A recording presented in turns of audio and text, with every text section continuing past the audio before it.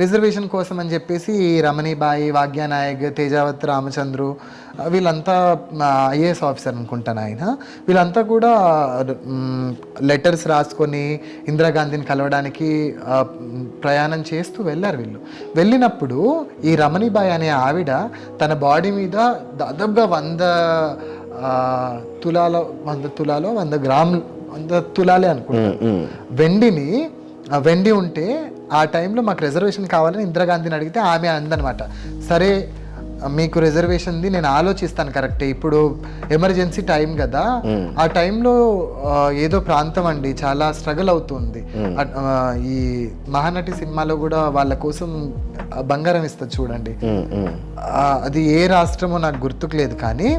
ఆ రాష్ట్రం వాళ్ళ కోసం నువ్వు ఏం చేస్తావు అని అన్నప్పుడు